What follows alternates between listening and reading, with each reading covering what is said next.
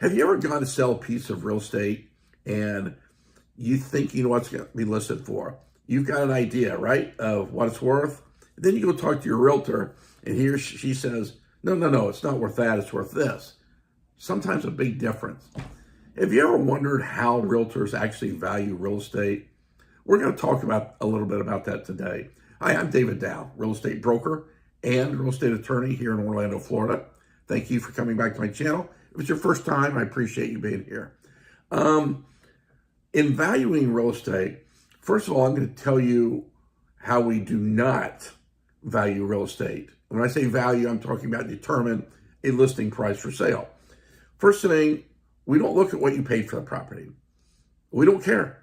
You might have paid too much. You might have paid too little. Market goes up and down since you purchased it. Doesn't matter. A lot of people will say, well, I want to price it here because it's what I need. Well, you can't do that, folks. That's just not reasonable, or what you want. A lot of times I hear people say, well, my neighbor said it's worth this because he talked to some people and they think this is what houses should go for in our neighborhood. Or maybe you've heard there's another house in my neighborhood for sale for this amount. Doesn't matter either. We've got all kinds of other realtors. Sometimes people will ask other realtors. If the realtor hasn't looked at the house, doesn't know the neighborhood, hasn't researched it, then he or she won't know either. Now, it just seems like the last thing I hear a lot is people say, well, then maybe it's the cost to rebuild the house. No, that doesn't work either. So really, the way we value houses is very difficult. Because you see, we don't have a specific market. Like if you want to go buy stock, share of stock in Coca-Cola, Apple, McDonald's, there's a specific exchange, a store, if you will, that has the specific prices. If you want to go buy a car, you've got a list price on there. And the way they price that car is based on how much it costs them to build it, the expenses, plus the add-on marketing, a certain amount for markup, for profit, and so on. That gives you a price. Same with all products. When it comes to real estate, where the market goes up and down, it's very difficult. So what realtors do is, the first thing is they're going to look at what we call comparables, or in the industry we call them comps. Let's look at comparables for other sales in the neighborhood that are very similar to yours. So let's say I've got a 4-bedroom, 3-bath house, and it's 2,200 square foot lot. Well, I'm going to look at my neighborhood or that neighborhood, and I want to look on that street and see if anything else has sold in the last few months. And if not, I might expand my search to the subdivision. If that doesn't work, I might expand it a little bit more to that corner of town until we get a handful of comps. Just houses that are similar, not exact, but just similar. Once we've come up with that, we look at these comps. We're going to determine what is the average selling price per square foot. So if you look at all these comps we have that are similar, and you look at the average, let's say it says $250 per square foot, okay? That's not where we end, but that's a starting point now. Now we got to go back and look at our house. How is it different from all these others that we just use as comps? Let's say we use 5 comps and we got that average of $250 per square foot. Well, let's say one of those houses has a pool and ours doesn't. Well, then maybe we decrease slightly the price for our house.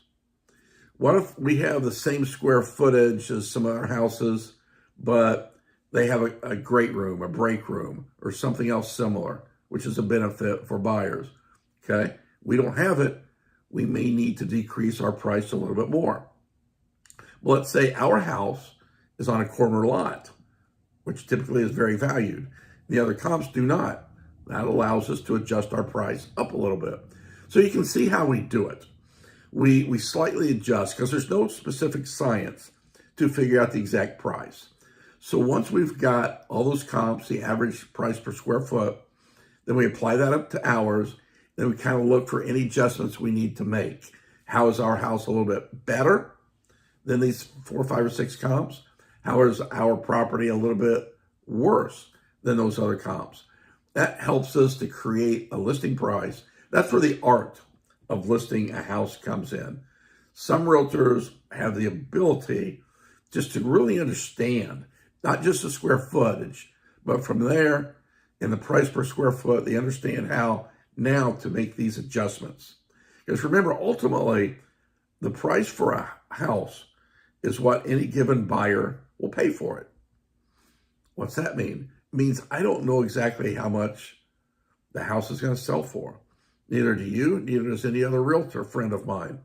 But we're trying to look at past sales to indicate what buyers are looking for and what they value. Now, a lot of times there are no sold houses in that neighborhood for the last few months. People want to look at active houses, meaning houses currently for sale. You can't do that, folks. Realtors always price the house too high. But there becomes a science when we figure out the comps, and then there's an art when we figure out, how is your house different from all these comps. So once we kind of come up with that, then we as realtors, we don't usually come up with one price. After the comps and the adjustments, we don't go back to our seller and say, okay, your house should be listed for $585,000. Because there's a few other things we need to determine. Therefore, I always come up with a range.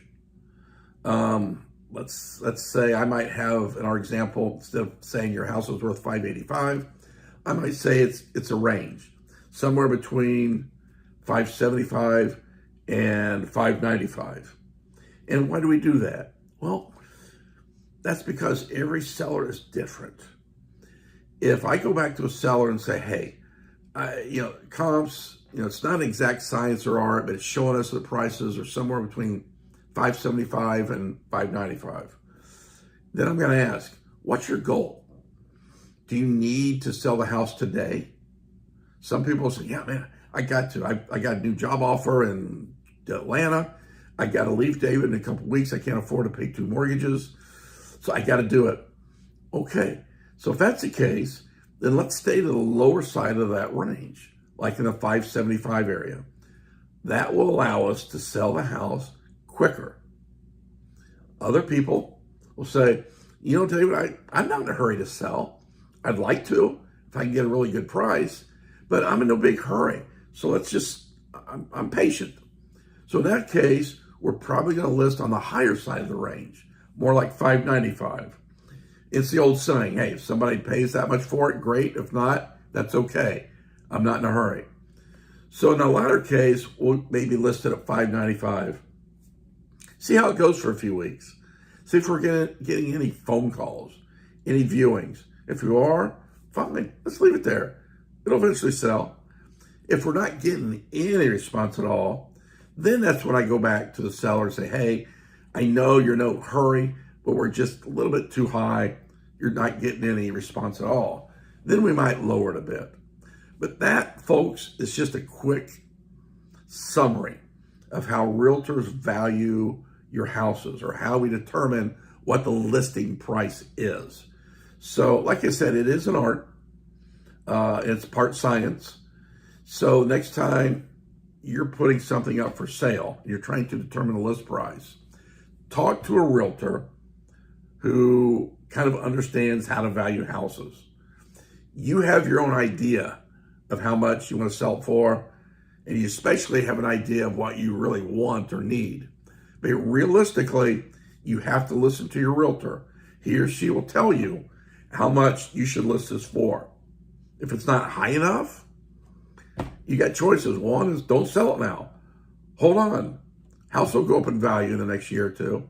Second option is go back and put some money into it. Redo your kitchen cabinets. Let's put some quartz cabinet or countertops on it. Anything like that to make it nicer, which will allow you to ask for a higher price. But you need to listen to your realtor. There are always reasons why they're recommending a specific range. And like I said, once you have that range, you can determine how quickly you want to sell it, and that will narrow down to your initial listing price. If you guys, it's a little confusing, I get it, but I just kind of want you guys to start thinking about what we think about as realtors.